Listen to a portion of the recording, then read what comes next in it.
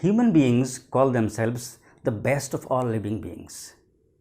But if you look at the way human beings dominate other living beings, the cruel treatment they mete out to the other living beings or even to the plant life, then it is difficult to call them the best of all living beings. Another important thing is that when human beings get power, they forget the ethics, the morality, the fellow feeling, and also they become so overpowered by their power that they forget about relying on God. They want to get their objective, to fulfill their dream by fair means or foul, disregarding the morality, the goodness. They don't bother about right and wrong. But this should not be the case, because what is written in destiny will happen. You cannot change your fate. These are some of the lessons that all human beings should have in mind. This beautiful story, The Tiger King by Kalki, will tell us about our limitations in life. That being human beings does not mean that you have to dominate on other beings. You have to do whatever you like. You also have your limitation. And the author's name is it may be a bit unusual for you. Kalki, a single word. Kalki is his pen name. The original name is Krishnamurti Iyer, Ramaswamy Krishnamurti Iyer. He was born in 1899 and died in 1954. He lived for just 55 years. He was born in Tamil Nadu. And this story by Kalki, Ramaswamy Krishnamurti Iyer, alias Kalki, is a very beautiful story that will tell us that human beings should know that when they have power, they should not cross the limit. It often happens that, especially political power, when you become the ruler, then especially when there were kings, to fulfill their objective, to fulfill the desire of their mind, they did many cruel things. But this ultimately leads to their own destruction. They cannot ensure their own safety. These are some of the very important lessons which we all should pay heed to. Let us start the story then. The Tiger King. I will read out from the text. You will have to keep your text ready in front of you. Look at the text and follow my discussion. The Tiger King by Kalki. Before you read, you have to think about one important point. What is it? What is the general attitude of human beings towards wild animals? This is a question of paramount importance. You see, nowadays we often complain that tigers come out of the forest and they attack human beings at in the civilian areas. But if you look at the root cause of this, you will find that it is the human beings who firstly they encroached into the land of the tigers in the forest. They killed other animals. They destroyed trees. As a result, tigers and other animals, they lost the comfort of their habitat, and they have to then come and they just take a revenge, you can say. Let us start the story then. The Maharaja of Pratibandhapuram is the hero of this story. He may be identified as His Highness Jamedar General Khilgadar Major Sata Vyagra Samhari Maharaja Diraja Vishwabhubono Samrat Sarjilani Jang Bahadur MAD ACTC or CRCK, but this name is often shortened to the Tiger King. This story is about, the major character in this story is a king whose original name is Jilani Jang Bahadur, and the author has used some other decorative words which are often used for royal offices. If someone is a king or even a president, then His Highness, His Holiness, such decorative words are used in front before the name of such people. So the author has used many words. By this he means to say that the king had so much power, and he considered himself to be of this much of importance. And there are some qualifications also added, like you have your MBBS or MBA, etc., MAD, ACTC, CRCK, etc. The author then says that in spite of all these long name and all these identities, simply this man can be called Tiger King. So Tiger King is the name of a king. not the name of a tiger. This is the point that you have to remember in mind. And he was the Maharaja of Pratibandhapuram. Pratibandhapuram is a historic place. It was a kingdom in the present day, Kerala state. I have come forward to tell you why he came to be known as Tiger King. I have no intention of pretending to advance only to end in a strategic withdrawal. Even the threat of a Stuka bomber will not throw me off track. The Stuka, if it likes, can beat a hasty retreat from my story. This is a reference to some kind of aircraft. Germany had developed one kind of aircraft. Its name was Stuka. The Stuka bomber, the author has made mention of it. The author said that I am going to tell you why this man got the name Tiger King. His name was Sir Jilani Janjan Bahadur. But how did he get the name Tiger King? The author said, I am going to tell you this thing in details. Don't think that I will stop my story, I will make a withdrawal, I will leave the story half spoken. No. Even if the Stuka bomber, the well-known aircraft, it attacks me and compels me to stop my story, no, I will not stop. I will tell it. The Stuka bomber, the aircraft may retreat, it may leave, but I will not leave telling my story. By this, the author means to say that I am quite determined. Whatever may come, I will not stop telling the story in details. What is the story? The story of how Sir Jilani Janjan Bahadur got the name Tiger King. Right at the start, it is imperative to disclose a matter of vital importance about the Tiger King. Everyone who reads of him will experience the natural desire to meet a man of his indomitable courage face to face, but there is no chance of its fulfillment. As Bharata said to Rama about Dasharatha, the Tiger King has reached that final abode of all living creatures. In other words, the Tiger King is dead.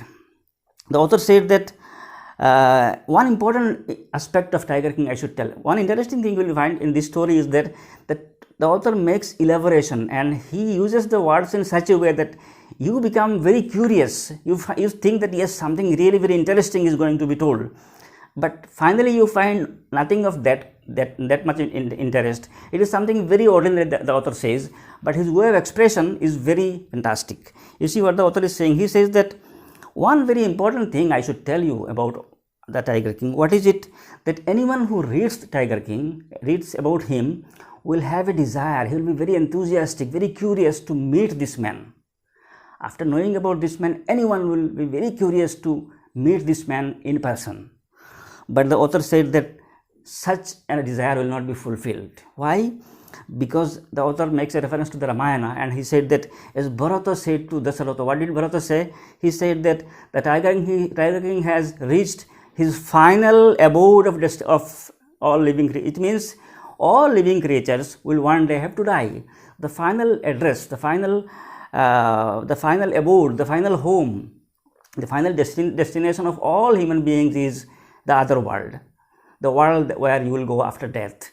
And the author finally said this means that the Tiger King has died. So this whole paragraph the author has used to tell the simple thing that the Tiger King is no more living, he is dead.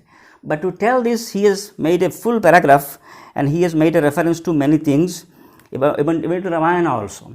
This is the author's own way of writing, just elaborating some things and creating interest in you and creating suspense. The manner of his death is a matter of extraordinary interest. It can be revealed only at the end of the tale. The most fantastic aspect of his demise was that as soon as he was born, astrologers had foretold that one day the Tiger King would actually have to die. Very interesting thing. The author said that the manner of the Tiger King's death, how did the Tiger King die? If you want to know this thing, then you will find it very interesting. Many people die in many ways. Some people die because of illness, some people die after prolonged illness, after lying on bed for many months, some died in an accident, some die suddenly. But how did the Tiger King die? If you know the way in which he died, then you will find it very interesting. But the author said, I will tell it at the end. And then he said that the most fantastic aspect of his demise, the word demise may be new to you. Demise means death. Demise, death. The author said that the most fantastic aspect of the Tiger King's demise, the interesting thing about the Tiger King's death is that The moment he was born, astrologers made some prediction. What prediction did they make? They predicted that the Tiger King will one day have to die. Isn't it interesting? Death is something natural. That is the ultimate end of life. Anyone who is born will have to die. No one can stop it. What is the use of making such a prediction? And astrologers, when they make a prediction, they make something really very surprising. About someone to die, what kind of prediction is it?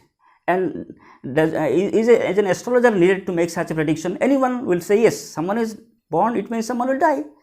But this is again the author's way of creating interest. And because you were possibly, I am sure you were getting some interest here, because what comes next? The astrologers at the end, on the birth of the Tiger King, they predicted that one day he will have to die.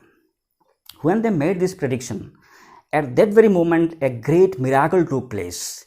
An astonishing phrase emerged from the lips of the 10-day-old Jilani Jangjang Bahadur. Oh, wise prophets! Very interesting. When the astrologers made the prediction, at that time the king, he was only a 10-day-old boy. His age was 10 days only, not 10 years or 10 months. His age was only 10 days. At the age of 10 days, when the astrologers made the prediction that the boy will one day die, this small boy, he started speaking. This is something miraculous. He said, "Oh, wise prophets," he was addressing the astrologers. Everyone stood transfixed in stupefaction. Stupefaction means when you cannot breathe. It becomes difficult for you to breathe. It means it is a very shocking situation. You cannot believe what is happening. Everyone stood transfixed. Everyone became fixed. No one could move. No one can look at anybody. No one could speak anything. They looked wildly at each other and blinked. They just were looking at each other. What happened? The small boy, 10 days only his age, and he is speaking. "Oh, wise prophets, it was I who spoke." Yes, you people might be wondering, where had the sound come from? Yes, it is I, the small boy of 10 days only. It is I who am speaking. This time there was no grounds for doubt. It was the infant born just 10 days ago who had enunciated the words so clearly. There is no doubt now. Everyone has now become sure that yes, it is this small boy who was born just 10 days ago has spoken so clearly. The chief astrologer took off his spectacles and gazed intently at the boy. Intently means very carefully. Gazed intently. So this was a challenge. This was a challenge for the astrologers. Astrologers often make predictions and people believe in it. There are people who believe. But this time a small boy is speaking in such a bold way that astrologer himself became nervous. And what did he do? He took off his spectacles and gazed intently at the boy, just the way I am doing. He just took off his his spectacles, and he looked at the boy carefully. When he looked at the boy carefully, all those who are born will one day have to die. We don't need your predictions to know that. There would be some sense in it if you could tell us the manner of that death. The royal infant uttered these words in his little squeaky voice. Squeaky voice means in a high-pitched voice. The small boy now asked the astrologer, "You have made a prediction that I will die one day. Everyone who is born has to die one day. This is known to all. This is a universal fact. We don't need an astrologer to tell this thing. If you have the courage, if you have the knowledge, if you can do it, I am challenging you to tell me the manner of my death. If you are a true astrologer, tell me how I will die. Just I will die. This kind of prediction we don't need. No one needs it. Everyone knows it, that anyone who is born is to die one day." The chief astrologer placed his finger on his nose in wonder what to do. This means it is a difficult situation. The small boy not only spoke, he is speaking and speaking so logically, even challenging me. The chief astrologer placed his finger on his nose in wonder. A boy barely 10 days old opens its lips in speech. Not only that, it also raises intelligent questions. Incredible. Rather like the bulletins issued by the War Office than facts. This is something unbelievable. This is something like the bulletins issued by War Office. A fact is a fact, anyone can accept it, but when War Office issues a bulletin that such kind of casualty has taken place in such an area, it becomes difficult to believe. Such unbelievable thing this boy is doing. He is not only speaking, he is speaking so logically and so boldly. The astrologer himself is really very, he is thinking and he is feeling inferior, he is feeling nervous. The chief astrologer took his finger off his nose and fixed his eyes upon the little prince. The chief astrologer took his finger off his nose. He was thinking what to do. Now he took his finger off his nose and then he fixed his eyes upon the boy again. First we found when the young boy, small boy said, "Oh wise prophets, it was I who spoke." Then he addressed all of astrologers. Now the chief of the astrologer, he is now addressing the issue because the situation is very dangerous, it is very challenging, very critical, it is very shocking. So the chief of the astrologers, he is now leading his team and he is taking the responsibility, he is taking the challenge and he is now replying. Then the astrologer is saying, "The prince was born in the hour of the bull and tiger are enemies, therefore death comes from the tiger," he explained. He said, "Yes, I am telling you the manner in which you will die. You were born in the hour of the bull." What is this hour of the bull? In astrology, they divide time, and time is divided into different hours, hour of bull, hour of other things. So one particular time in the language of astrology is called the hour of the bull. And the chief astrologer said, "You were born at a time which according to our subject, it is called hour of the bull. If you were born in the hour of the bull, and since bull and tiger are enemies, those who were born in the hour of the bull will die at the hand of tiger. It means your death will come from a tiger. A tiger will cause your death. That is what will be the manner of your death." You may think that Crown Prince Jang Bahadur was thrown into a quake when he heard the word tiger. That was exactly what did not happen. As soon as he heard it pronounced, the Crown Prince gave a deep growl. Terrifying words emerged from his lips. "Let tigers beware." You may think that when the astrologer gave his statement that, "Yes, I know the way in which you will die. You will die at the hand of a tiger. That is what my astrology said." You may think the small boy became really, he started quivering, he started shivering, he became very afraid. But no. That was not the thing that happened. The moment the astrologer made this announcement that your death will come from a tiger, this small 10-day-old boy, he made a deep growl, a very high-pitched sound he made in a very challenging and very astonishing way. He said, in a very terrifying manner, he spoke the words. He said, "Let tigers beware." Yes, Mr. Astrologer, you are saying that death will come to me from a tiger. I am now giving warning to the tigers. Beware, cover the tiger. He cannot come close to me. This is how heroic this small boy is. This account is only a rumor rife in Pratibandhapuram, but with hindsight we may conclude it was based on some truth. The author is now ending this first part of the story by saying this much, whatever I have discussed, whatever we have got in this story, this is just a rumor. People often speak, it is in the mouth of everyone in the Pratibandhapuram state. But the author said it is not just a rumor. If we make some more study, if we collect some more information, we will get that there is some truth behind it. So what is the truth? What actually happened? Did he really die in the hand of a tiger, or did he challenge the tigers and he won the battle? What happened next? This we will find in the next part of the story. So we are ending the first part of the story with this first video. In the second video, we will continue with the next portion of the story. Thank you very much for being with me.